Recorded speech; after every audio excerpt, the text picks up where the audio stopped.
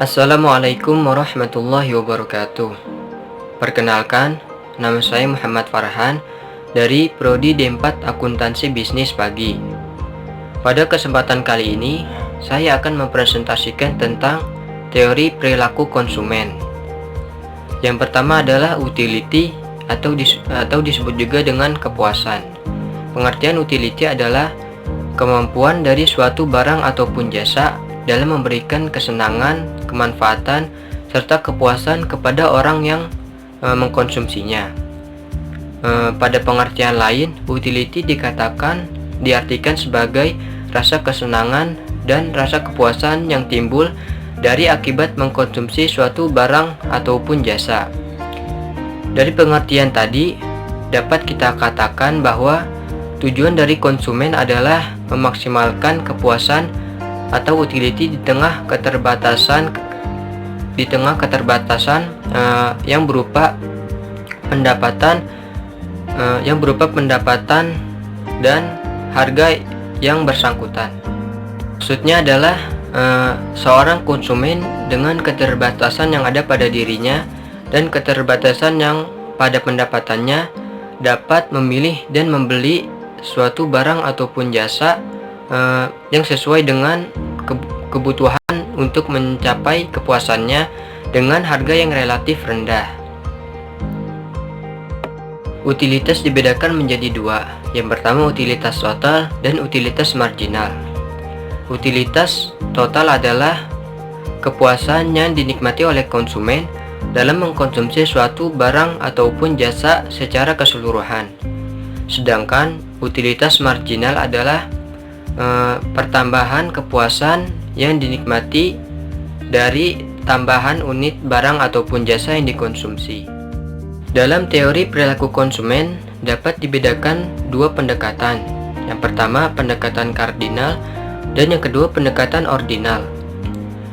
Dalam pendekatan kardinal diasumsikan bahwa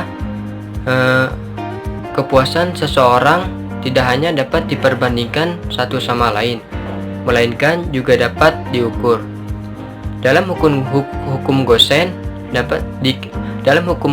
dikatakan bahwa semakin banyak satuan barang yang dikonsumsi oleh konsumen, maka akan semakin kecil tambahan kepuasan yang akan diperoleh oleh konsumen, bahkan dapat menjadi nol atau bahkan bisa menjadi negatif.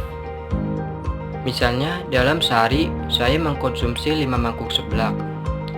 Dari pertama kali saya memakan seblak hingga yang kelima, maka tingkat kepuasan akan semakin naik dan akan ada titik di mana kepuasan itu stabil kemudian menurun. Sementara tingkat pertambahan kepuasan semakin lama akan menurun karena pertambahan kepuasan yang saya rasakan pada saat pertama kali makan tidak sama pada saat kedua, ketiga maupun yang terakhir.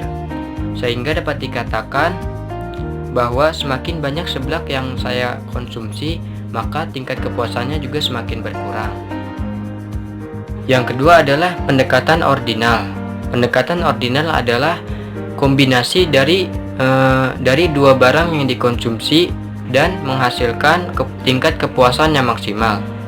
Dalam pendekatan ordinal ini menganut hukum diminishing marginal rate of substitution, yang artinya apabila konsumen menaikkan konsumen barang yang satu, maka akan menyebabkan penurunan konsumen barang yang lainnya. Kemudian bersifat konsistensi dan transitivity, di mana apabila A lebih besar daripada B lebih besar daripada C, maka barang A lebih disukai daripada barang B, sementara barang B lebih disukai daripada barang C. Atau maksimum utilitas. Utilitas atau kepuasan dapat maksimum apabila setiap rupiah atau uang yang dikeluarkan untuk membeli unit tambahan dari berbagai jenis barang akan menghasilkan dan memberikan utilitas marginal atau tingkat kepuasan yang sama besarnya. Kurva indifferent. Kurva indifferent adalah kurva yang menghubungkan titik-titik dari berbagai kombinasi antara dua barang yang dapat menghasilkan dan memberikan kepuasan yang sama dan memberikan kepuasan yang maksimal bagi konsumen. Garis anggaran adalah garis yang menunjukkan sejumlah barang yang dapat dibeli dengan sejumlah pendapatan atau anggaran tertentu dan pada tingkat harga tertentu. Maka dari itu, konsumen hanya akan dapat membeli sejumlah barang yang terletak pada sebelah kiri garis anggaran. Terima kasih telah menyaksikan presentasi yang telah saya sampaikan. Kurang lebihnya mohon maaf. Wassalamualaikum warahmatullahi wabarakatuh.